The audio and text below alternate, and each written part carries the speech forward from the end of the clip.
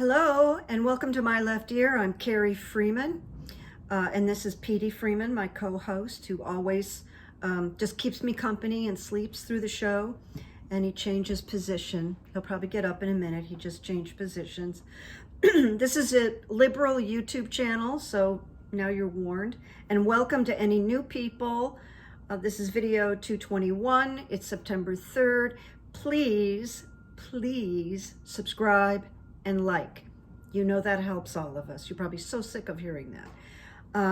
All right, so for the most part, I am focusing on Texas today, which may sound boring, but I think there's some exciting things going on there.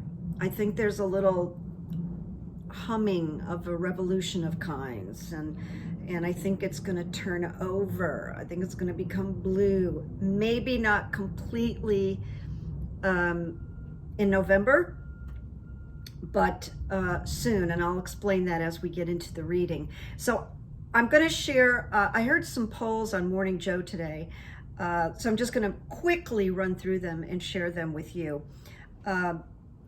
This is as of today. This is called the ABC Ipso polls.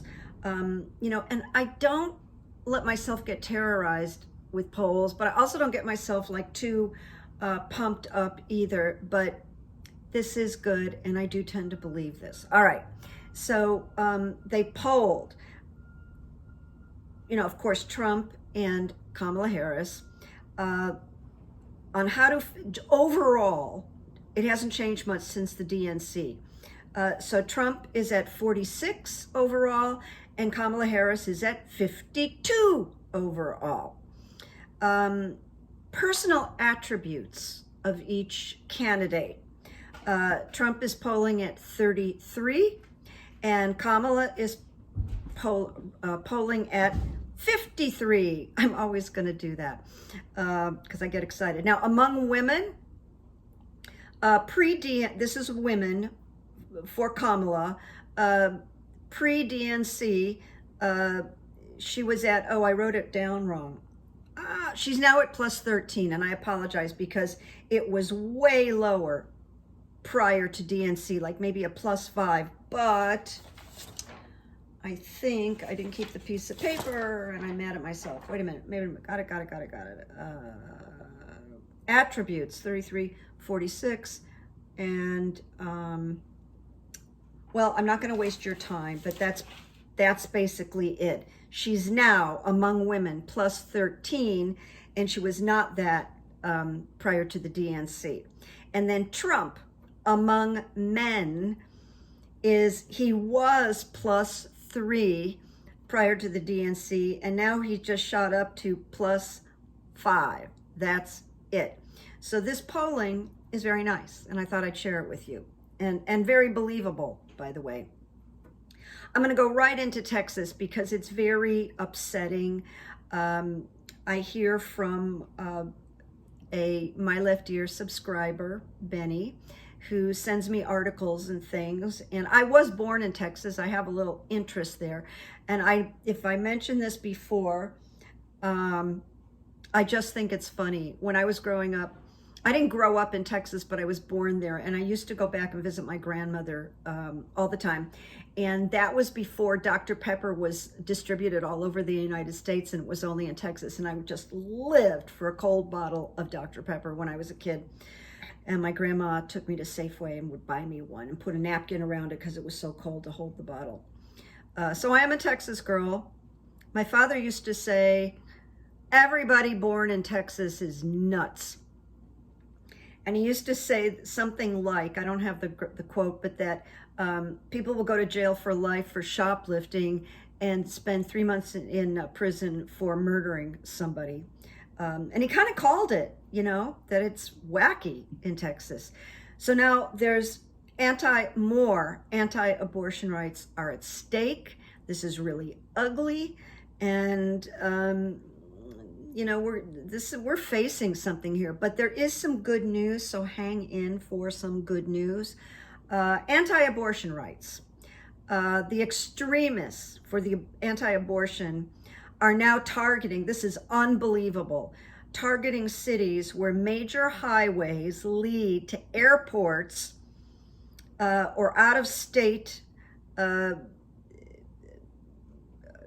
freeways, highways, to prevent any travel for reproductive care. This is terrorizing women of all ages.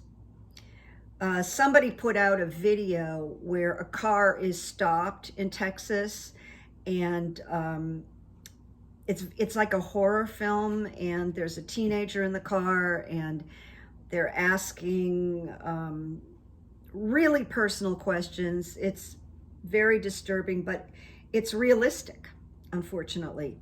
Their goal, these extremists, their goal is to strip away your rights, the Texas rights of women, in the courts, in the legislature, and now on the road, literally on the road in your car, if you happen to live in Texas. There is a organization, I don't know anything about it, but they are taking donations to fight this problem, and that place is called AVOW, A-V-O-W, and I'll repeat that, A-V-O-W. If you want to make any contributions, please look it up. It's a Texas-based abortion advocacy organization fighting for women and girls and their right to access safe health care in the state of Texas. Boy, Texas really needs our help. And it's, and it's turning purple, and this is getting worse. Now, we're moving on in Texas in terms of voting rights. Ken Paxton, the horrible criminal attorney general in Texas, who keeps getting not guilty for things he's guilty of, because Texas is like a mafia, worse. So he's going after Latino voting rights. Lovely. And just sharing you the story of a woman, 87-year-old woman named Lydia Martinez. She's a grandmother, she has a little home, and she's a campaign volunteer. She had her home searched at 6 a.m., I think about a week ago. She was forced to wait outside of her home in her nightgown. They would not let her go get a robe or something to cover herself up. So she waited out there. Now, no charges have been filed in her case, and no charges have been filed with other Latino campaign volunteers that were also invaded with these warrants. Now, there is an organization, LULAC, L-U-L-A-C, L-U-L-A-C, League of United Latin American Citizens. They want federal investigation of Texas AG Paxton over these home searches tied to voter fraud probe, tied to a voter fraud probe.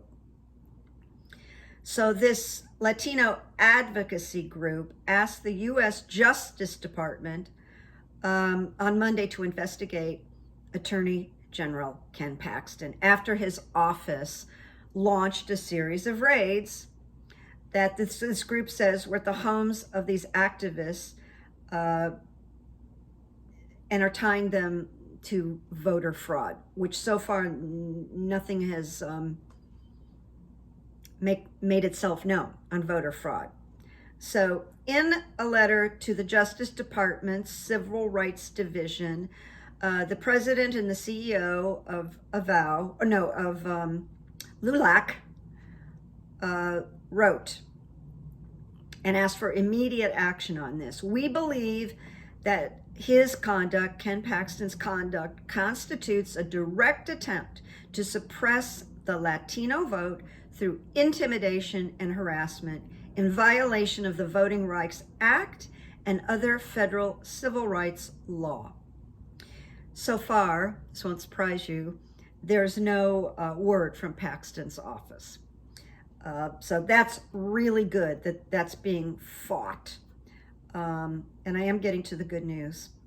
So I asked the runes because of all this. Now, Greg Abbott in 2026, which isn't soon enough, he'll be up for another re-election if he wants. Though I think that's a fourth one, so I guess it's legal there.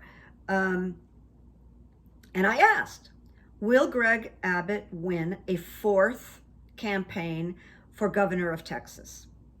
So here's what I got. It's really interesting. I got the rune of disruption, which is like the tower, as I often say. Change, freedom, invention are all aspects of this, and it talks about breaking free from constricting identification. That would kind of like implying breaking free from Greg Abbott. This rune is the Great Awakener, may take various forms. Could be so powerful as to rip away the fabric of what he previously knew. The book says what you previously knew, but I'm personalizing it for Abbott. And it's so powerful, it can be so powerful, disruption, that it can rip away the fabric of what he previously knew. When it appears in the rune, it indicates disruptions on many levels. And there is no reversed position. It always acts in reverse, so it's always a little difficult and painful. And it rips away one's perception of reality. You know, what just flew into my head right now is Greg Abbott feels like he owns the governorship. Like he feels like it's his and it's his right, and it is not. But I'm just telling you, that's how he feels. And it says during this time, one's relationships and partnerships may fail. Good. Plans may go awry. Good. And money supplies may become empty. I don't know about the money supplies in Texas, though. And there really isn't any fallback, anything to fall back on here other than one's own strength. It is interesting because it says that this rune, disruption, is an indication to avoid new starts. It talks about limitations, delays that are negative. And it is important at times to recognize that one does have limitations. Greg Abbott, you think you own Texas, but you have limitations. And 2026 may show us your limitations. Tells him attempting to fight against fate will likely lead to more anguish and pain for him. But there's more. Stay tuned. Now we go on to the rune of initiation in the reversed position. And it tells Abbott, there's a counsel here about expecting too much or expecting in the ordinary way. The old has come to an end. The old has come to an end. I'm going to say it one more time, Greg Abbott. The old has come to an end. And if you repeat the old, you're going to suffer. So call in your scattered energies, Greg Abbott, and focus on your life. So it says he may feel overwhelmed with exhaustion from meeting obstruction upon obstruction. He may feel overwhelmed, but he has a choice. He has a choice, or a unique challenge, if you want to call it that. They call this shift shaping. So Greg Abbott may have to shift shape, which is like reforming on the deepest level. All right, now here's the third rune I pulled for. Will Greg Abbott win the next election for governor? And I got disruption again. Okay, my friends? And I'm just gonna flat out say no. Part of this has to do with, I'm gonna talk about Colin Allred right now, who's running for the Senate in Texas to beat Ted Cruz, Ted Cruz. So this is a pretty specific reading, you know, and many months ago, I was so sure about Joe Biden winning his bid for next election. I was so sure. And someone wrote me and they were like, what do you have to say for yourself? And I said, well, you missed that show. I talked about it already. But I said, just change Joe Biden to democracy, and I'm still right. Okay? Because it's still democracy. It's now Kamala. And I won't get off on that, but Joe had never backed down from anything in his prior life. And so nobody thought he would ever do it. Now we're going to get on Texas again. Colin Allred is an he's a businessman and he's an ex-football player from Texas. He grew up in Texas and he's a black man. And he's very much, this goes back to the beginning of this video, Colin Allred is passionate about women's rights and women's rights right to choose. Okay. And from the minute I saw him, I had that feeling like I did about Kamala Harris years ago. This guy's going to win. This guy's going to beat Ted Cruz. So now here's the reading, which I hadn't done before. So Allred gets the rune called Signals in the reversed position. Don't get upset. Okay. Don't get upset. It says, regarding the past or the present, he may be concerned over what appears to be failed communication, because it's a tight race, as well as a lack of clarity. So this is taking a peek into his worries, private thoughts, feelings, concerns. And it says you may feel inhibited from accepting what is being offered. A sense of futility may overwhelm you. That would be, I'm saying this to Colin Allred, but remember that what is happening is timely to your process, and it makes sense with the rest of the reading. If the well is clogged, this is the moment for cleansing out the old. That would be Teddy. Consider the uses of adversity and keep on going. All right, now, I love this. I love what the runes do. I got the same rune in the upright position. The upright position. Right after the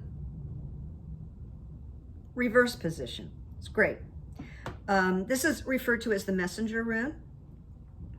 And when this rune is cast, be prepared for messages of great importance that will change your life, Colin Allred. And certainly becoming senator in Texas will change your life, and beating Ted Cruz. So we love that. Be open and receptive to the flow of bounty from the universe.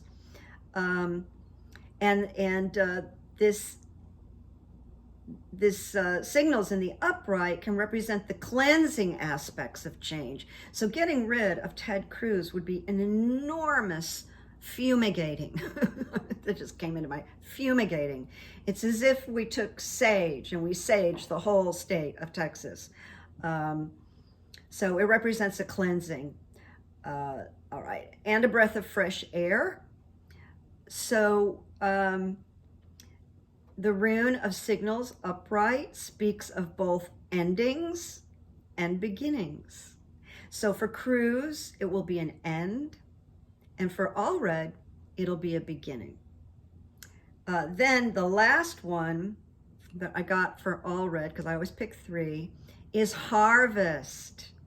Harvest is really positive, my friends. It applies to any endeavor you are committed, that he is committed. It normally involves 1 year, but it doesn't have to, because harvest is about, the plants coming up, things blossoming, but it doesn't have to. I just want you to know that. But it is a cycle of fertility. It's the rune of hope and continuous movement. We like that because the movement could be to resurrect women's rights, etc., etc. It also represents new momentum, peace, and harmony. Can't tell you how good Colin Allred will be for Texas. The idea just excites me tremendously, and of course I don't even live there. It also, in terms of the future, it represents that a time of abundance may be coming. It offers encouragement of success. Now, I also did a reading on Ted because I wanted to see how the two would line up, and it came out perfectly. They don't, compete with each other. Ted Cruz. Will Ted Cruz lose re-election for the Senate? Will he lose? So the first rune I got was breakthrough, which is really positive. And I wrote in big red, yes, he will lose. And it's breakthrough for us who do not want him in the Senate, the most hated man in the Senate. So it signals a major shift or breakthrough in the process of self-change. And when Ted loses, that'll be huge in the process of his self-change, because like Greg Abbott, I think he feels like it's owed him, that he just owns that Senate seat from Texas. That's how he comes off. But this is complete transformation for him. And it's so radical that he will not be able to live life in the ordinary way anymore. And it's because the timing is right. The timing is right, so the outcome is assured. And it says that Ted may not understand why he's being pulled in a certain direction, like stage, right? Only that he's got to go. That's the end answer. He's got to go. So he's got to follow that call. And then finally, not finally, I have one more. We got joy for Ted. But see, again, that's our joy. Because the original question is, will Ted Cruz lose re-election for the Senate?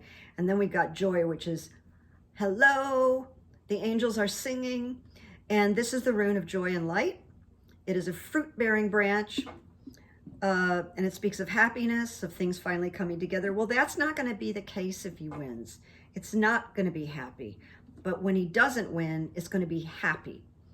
It says when joy appears, we can be assured that a positive result that brings joy is in the offing.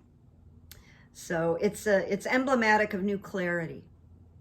And then finally, we got signals reversed. And it says, I'm going to take a sip because I'm really dry. Excuse me. Regarding the past or the present, Ted may be concerned over what appears to be failed communication. That's a understatement. As well as a lack of clarity, because like, well, what happened? I was so successful. I'm Ted Cruz, the senator from Texas. What happened? And a sense of futility will overwhelm him. But what is happening to him is timely, and he'll take quite a fall on this. And it also has to do with if the well has been clogged, this is a moment for cleansing the old. So I really like these runes. I'm glad I focused on Texas today because it's such a controversial state. It's sort of amazing that Beto O'Rourke didn't make it. But we got to go with everything happens for a reason, amor fati. And now we're coming to good evidence. And here's some good evidence. Over 200 Republicans who worked for Bush, Romney, and McCain have put patriotism over partisanship and have endorsed Kamala Harris. That is so cool.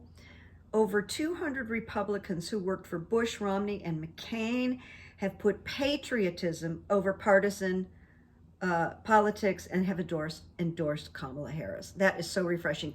And if you've noticed, that's happening more and more and more. The interesting thing that Meghan McCain, who I think, has borderline personality disorder, hates Kamala Harris, and she writes terrible things about Kamala Harris, and I have blocked Meghan McCain because she's just a crazy little girl. And now we have a quote. Starts with a question. The quote, it's by Victor Hugo. The quote starts with, "You have enemies?" It's a question. "You have enemies?" He says, "Good. That means you've stood up for something at some time in your life." If you have an enemy or someone doesn't like you, it means you've stood up for something at some time in your life. It's a good thing. And Victor Hugo lived from 1802 to 1865. He was a French romantic writer and politician. His career spanned 60 years, and he wrote in a variety of genres, but you will recognize that he wrote the novels The Hunchback of Notre Dame, or Notre Dame, and Les Miserables. So there you go. And I will be back. I didn't want to take too long today, but I still took too long because it takes longer for it to upload. Like and subscribe, and I'll see you new. We're heating up now with this whole campaign business, and I'll be on it a little bit more because of that. So I will see you soon. I hope everybody had a good weekend. I did. And make peace, make good memories, be positive, be kind. And oh my God, you know what? I just thought of a story I want to share with you. So give me one more minute. It's a good story. That wonderful congresswoman from Texas, Jasmine Crockett, who's really smart, really funny, fearless, and she's quite a pistol. She told a story. It's a beautiful story. When she first came to Congress, she was very nervous. Now, it's hard to picture her that because she's so gutsy, but she said she was very insecure, very nervous, was having a hard time, you know, just kind of finding her way with this, and almost felt like she had made a mistake. And she found herself in a room with Kamala Harris and I think some others. And when it broke up, the meeting broke up, and she walked into the hall, Kamala walked up to her, and all she said was, "What's wrong, honey?" And Jasmine started to weep. And Kamala just stood there and talked with her and gave her advice and was like a great auntie.